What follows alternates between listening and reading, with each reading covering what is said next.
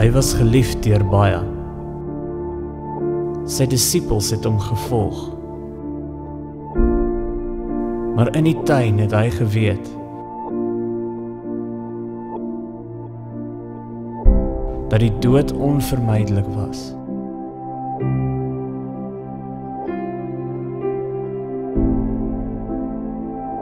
Hy was gespot en sy vonnis was die dood. Hy was gekruisig vir die sondes van die mensdom. Hy was toe begrawe in 'n graf vir 3 dae. En toe staan hy op.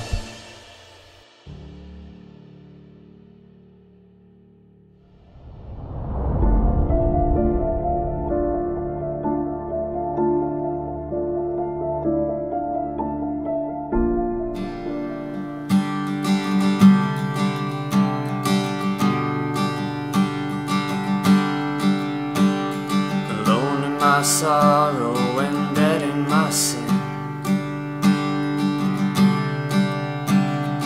lost without hope and no place to begin. Your love made a way to let mercy come in. When death was arrested and my life began, ash was redeemed, only beauty remains. And my orphan heart was given a name. And my mourning grew quiet, and my feet rose to dance. When death was arrested, my life began. Oh, your grace, so free, washes over me. You have made me new, now life begins with you. It's your endless love pouring down on us. You have made us new, now life begins with you. Released from my chain, I'm a prisoner no more. My shame was a ransom he faithfully bore.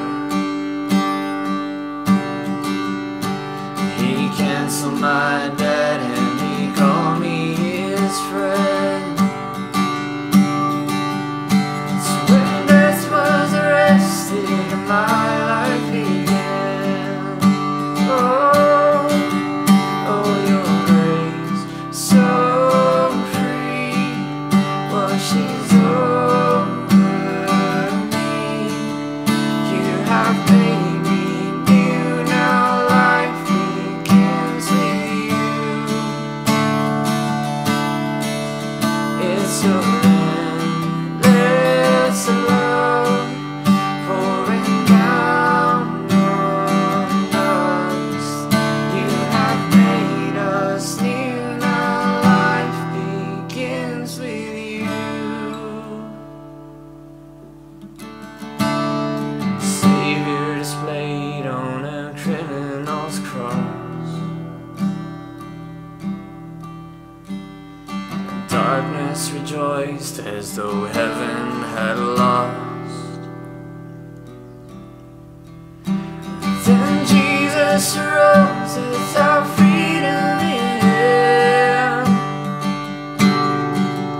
That's when death was arrested, my life began.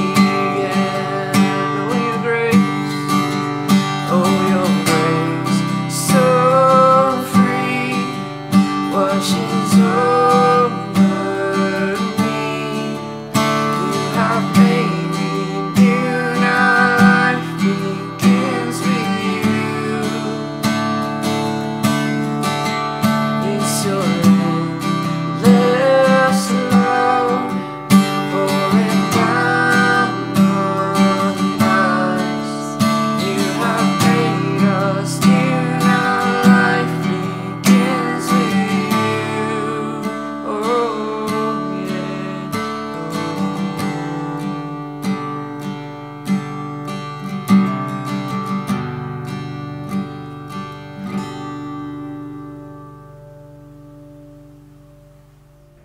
Nou, vandag is 'n wonderlike dag. Dis die dag wat Jesus uit die dood het opgestaan het en ons vier dit. Die koning van die konings heers. Die kettinge van die doderyk kon hom nie vasgehou het nie. En in hom is ek en jy meer as oorwinnaars. En ons gaan 'n bietjie vandag gesels oor die derde boodskap van Conversations with God, daai gesprekke wat ons met God wil hê. En ons gaan 'n bietjie kyk uit Lukas 1 uit en ek wil jou vra, blaai weer saam met my na Lukas 1 toe, waar Jesus ook rondom 'n gebed gaan. En dit is die mooiste gebed wat hy kom neersit, en 'n paar verhale wat gebeur rondom dit, want ek wil jou innooi in hierdie gesprek in, en terwyl ons nou hierdie tyd het wat ons by ons huise is en dit rustig is, wil ek jou aanmoedig, spandeer tyd met die Here, spandeer tyd in sy woord, laat toe dat hy homself op 'n nuwe manier aan jou bekend maak, leer om jou hart vir God te kan gee, om dit te kan kommunikeer aan die Here, laat toe dat hy sy hart aan jou kommunikeer, en jy gaan sien hoe jy gaan groei, en hoe jy gaan geestelik al hoe sterker en sterker deur hierdie tyd gaan, as wat jy ooit gedink het jy in hierdie tyd sou ingekom het. Nou Lukas 11 vers 1 sê hy, en toe hy op 'n sekere plek besig was om te bid, sê een van sy disippels vir hom nadat hy opgehou het, Here, leer ons bid, soos Johannes ook sy disippels geleer het, moet jy ons leer. Jy sien, gebed is iets wat ons moet leer. Op die regte manier te bid, ons moet dit aanleer. Want Jakobus kom en hy sê julle ontvang nie, want julle bid op 'n verkeerde manier. En Jesus kom en omdat hy so lief is vir ons, wil hy ons leer om reg te bid, sodat ons God se heerskappy in ons lewens kan beleef, sodat ons lewens kan belyn met God se wil, en vanuit die perspektief van hy is ons Vader kan leef, wat saam met ons as sy kinders hierdie pad wil stap. 'n Vader wat aan ons wil goed doen, 'n Vader wat ons bes wil in sy gedagtes het, 'n Vader wat mooi drome oor elkeen van ons droom. Hy het vir ons gesê, wat 'n plek is waar ons kan bid, waar ons 'n binnekamer kan hê, waar ons net privaat met God kan praat, dan is dit ons woord en God se woord, en in hierdie gesprek tussen ons, hierdie Vader wat sy hart aan ons wil kom oopmaak, waar sy heerskappy en sy wil in ons lewens kan kom realiseer. Daar's een ding wat ons altyd frustreer, en dit is wanneer ons bid, en dit voel vir ons gebed word nie beantwoord nie. Dit voel partykeer vir ons of, maar Here, U hoor nie wat ek bid nie. En ek wil vandag bietjie met jou deel rondom dit. Hoe kom ons op daai plek, waar ons kan ervaar en beleef, ons kry deurbrake in ons geestelike lewe. Ons gebed word wel beantwoord. Daardie tye wat kom en ons nie altyd wonder, Here, maar hoe gaan dit werk in ons lewe nie, wil die Here ons deur dit kom vat. Hy kom in hierdie vers 5 en dan vertel hy hierdie verhaal, en dit is 'n gelykenis van hierdie vriend wat geslaap het, en ewe skielik kom daar 'n ander vriend van 'n vriend by hom aan. En dit is middernag en hierdie gesin slaap en dan klop aan die deur en hy sê my vriend, hy sê maak asseblief vir my oop, ek is honger, gee vir my iets om te eet. Nou ek wil hier 'n bietjie die prentjie sien. Hulle lê in slaap en daai tyd het hulle so 2 slaapkamer huisies gehad, die vrouens en die dogters het in een huisie vertrek geslaap, die mans, die paas, die seuns het in 'n ander vertrek geslaap, en as iemand dan kon klop het aan die deur om die middernag op te staan, dan was dit in die mekaar spul, want jy kon nie geweet het waar jy loop en dit tot trap jy op iemand, en dan moes jy die kos gaan haal het, jy moes dit uitgebring het, dis 'n geraas, almal is wakker, die kleintjies het al begin skree, want hulle is honger of hulle is bang, en hy kom en hy sê vir sy vriend, vriend, ek kan dit nou doen nie, jy moet wag. Maar dan gaan Jesus verder, dan sê hy sê dis omdat hierdie vriend so deursettingsvermoë gehad het. Dis omdat hy aangehou klop het en aangehou aandring het om gehelp te kan word, dat hy aan die einde van die dag opgestaan het, kos gaan haal het, die deur oopgemaak het en dit vir hom kom gee het. Dit klink baie keer soos telliesales. Jy tel jou foon op en jy sien dis 'n nommer wat jy nie ken en dan wonder jy, gaan iemand alweer iets aan jou wil verkoop? En ek dink dis daai tipe van gesprek wat daar in daai huisie gebeur het. Wat wil jy hê? Kan jy nie sien ons slaap nie? Moet jy nou in die middel van die nag ons kom pla? Ek wil vir jou sê, dis daai deursettingsvermoë, dat wanneer ons aanhou om te bid en nie moedeloos word nie, wat baie keer vir ons die deurbraak kom gee. Dis hoekom Daniël moes gevas en gebid het vir 21 dae, want sy gebede was verhinder gewees, sê die Bybel. En toe hy gevas en gebid het, het Michael die engel gekom en hy het hom kom help. En daar deurbrake in Daniël se lewe gekom. En baie keer moet ons net aanhou. Baie keer moet ons net deurdruk, aanhou bid en die Here vertrou en nie tou opgee nie en nie moedeloos word nie. Jy sien wat vir ons belangrik ook is in hierdie gesprek, is waar Jesus kom en waar hy sê, dis as gevolg van die vriendskap wat hy gekom het en gesê het, daar's meer as dit.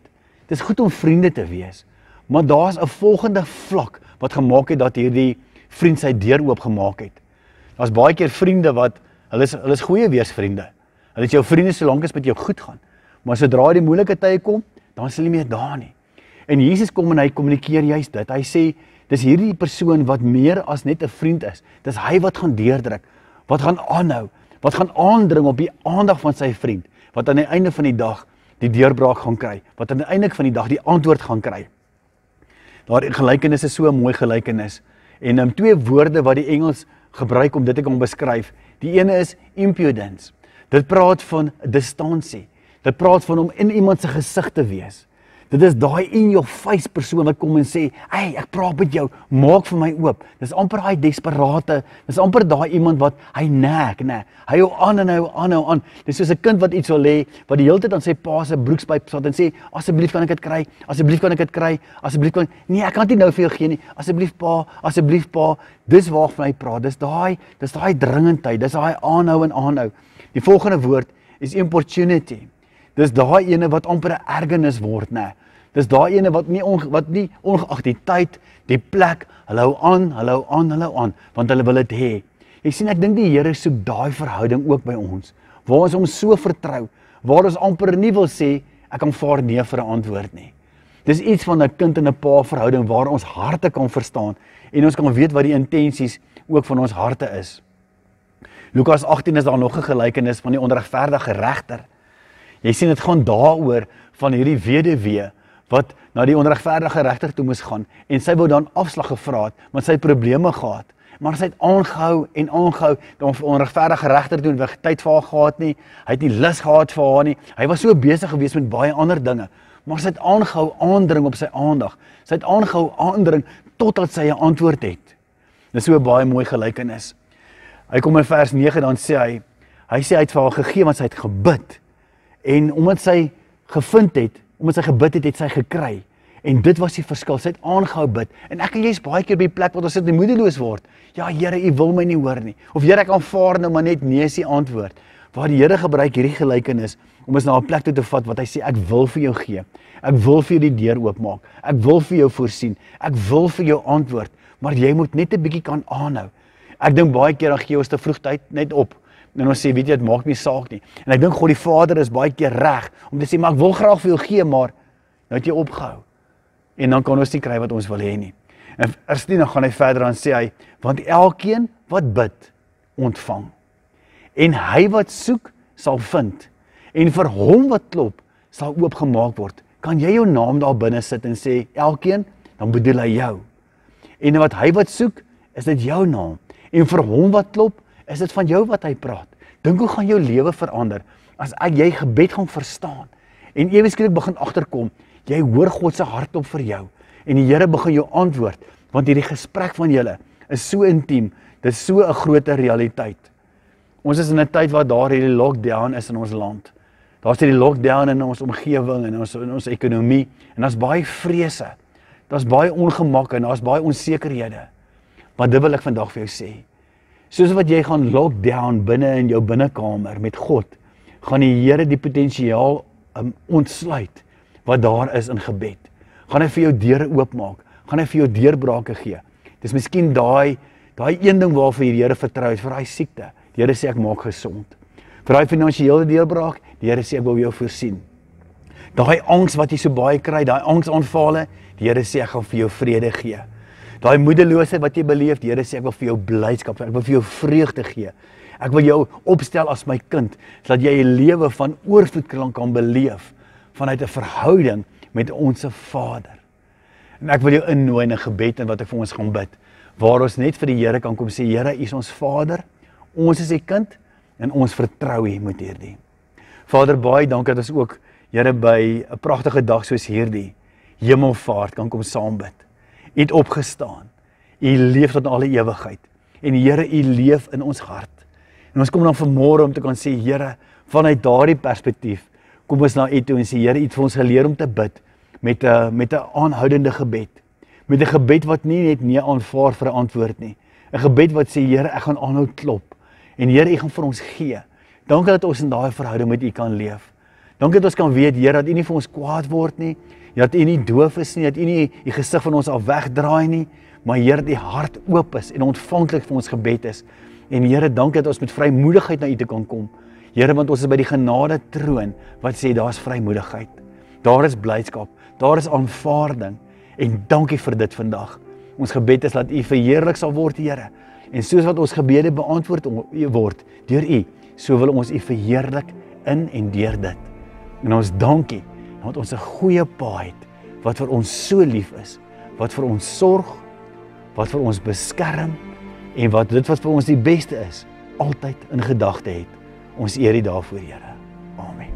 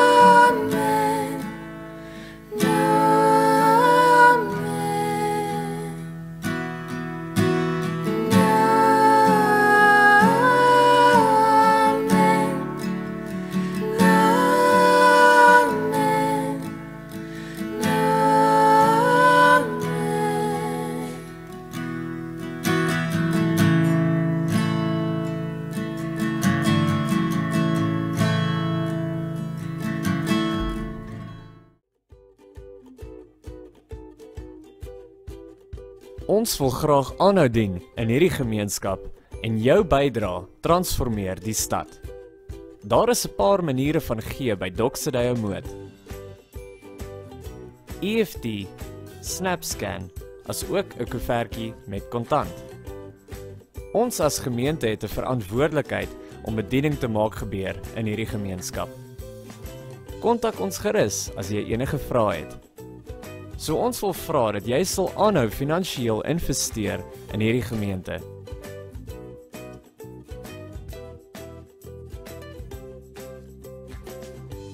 Doxa Deo Moot Aanlyn.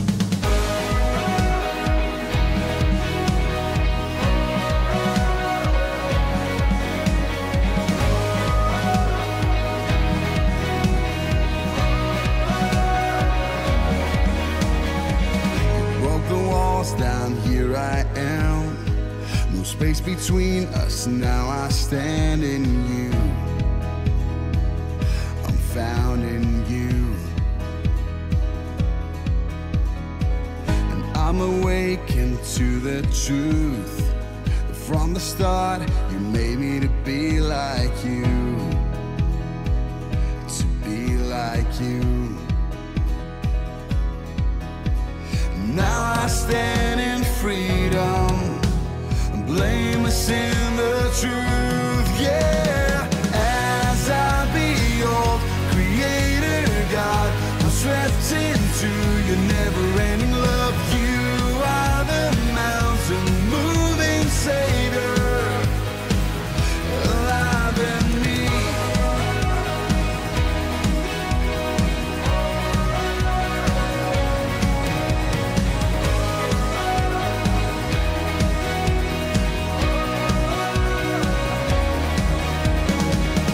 I'm awakened to the truth.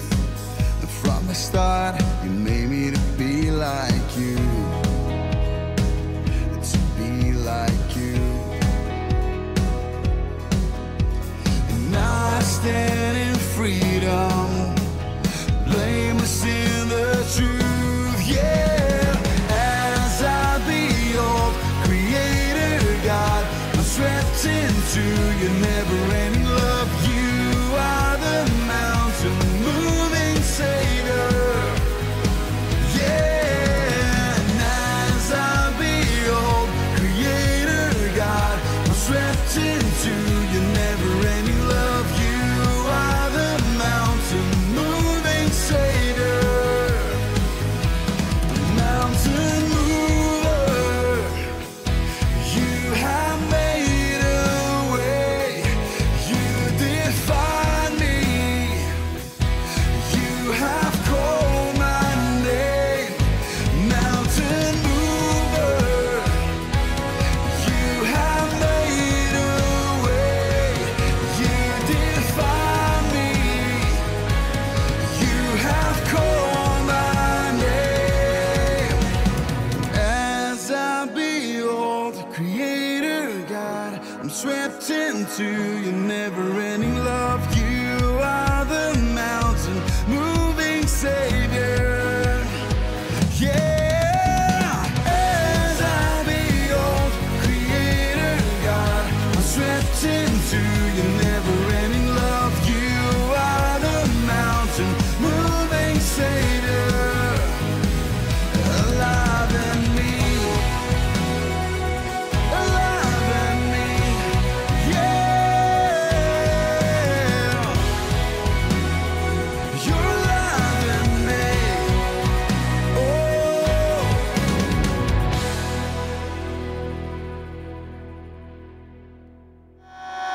Welkom by Doxa Deo Moot Aanlyn. Maak seker om aan te teken op ons YouTube kanaal vir al ons dienste, kampusnuus en gebeure.